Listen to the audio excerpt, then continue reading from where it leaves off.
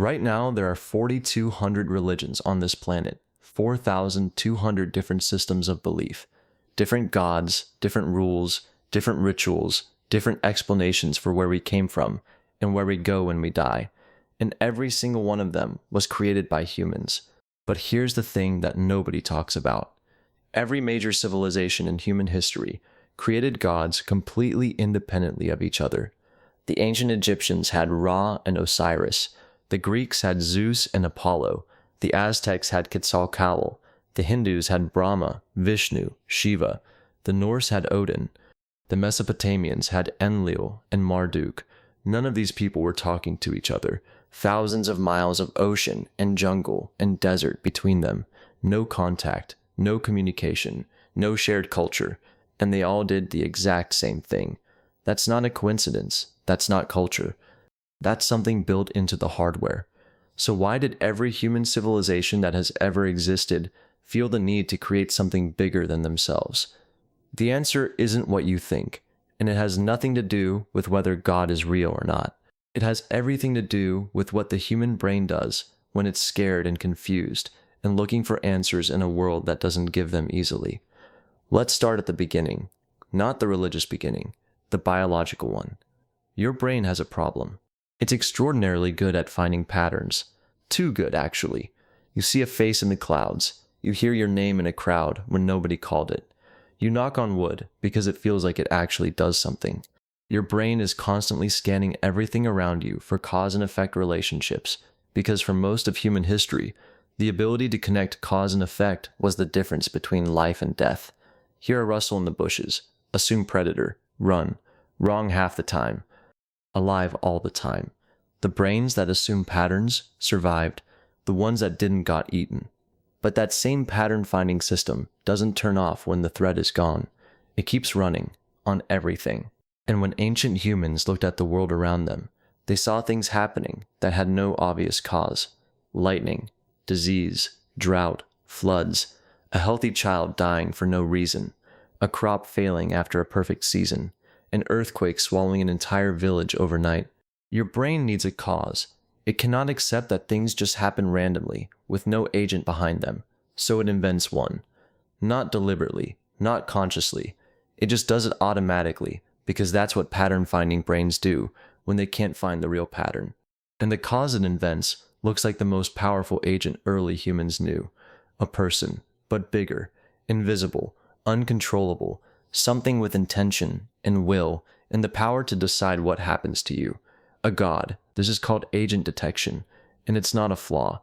It's the same system that kept your ancestors alive for 300,000 years. The cost of that system is that sometimes you see agents that aren't there, and sometimes those agents become religions.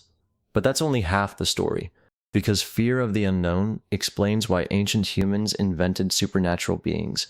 It doesn't explain why those beings became so organized, so deeply embedded into every civilization that ever existed, that even today, after centuries of science explaining lightning and disease and earthquakes, 4 billion people on this planet still believe in some form of God.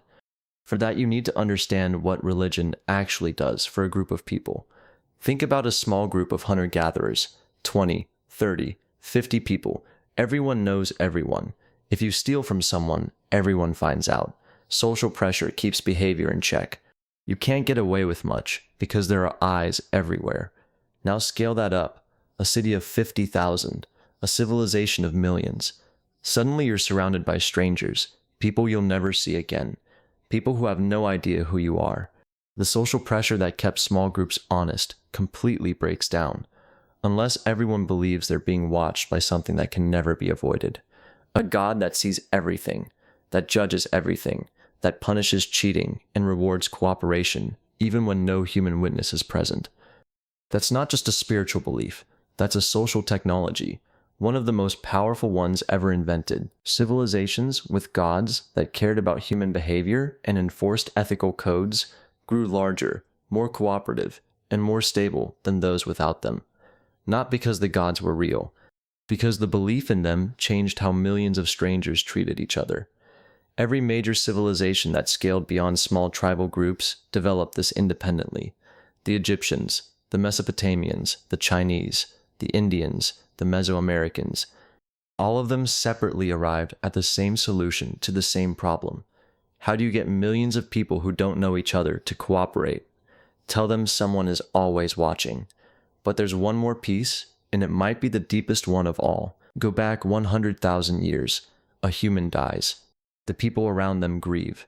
And then they face a question that no other animal on Earth has ever had to face. Where did they go? Not where did the body go. They can see the body. Where did the person go? The voice, the laugh, the way they moved, the thing that made them them. Your brain cannot model the complete absence of a person it knew. It's not built for it. When you think about someone, your brain runs a simulation of them, their likely responses, their personality, their presence. And that simulation doesn't just stop because the person died. It keeps running. You keep expecting to hear their voice. You keep thinking of things to tell them. You dream about them. To an ancient human, that felt like evidence. The person was still there, somewhere, in another form, watching, present in some way that couldn't be seen but could be felt. Every afterlife belief, every prayer spoken to someone who died, every candle lit for the dead, all of it comes from a brain that cannot stop simulating the people it loved, even after they're gone. Death created gods too. Not just fear, not just social control, grief, the unbearable human experience of losing someone and being unable to fully accept their absence. So here's what actually happened. Humans didn't sit down one day and decide to invent religion. It emerged from the collision of three things already inside us.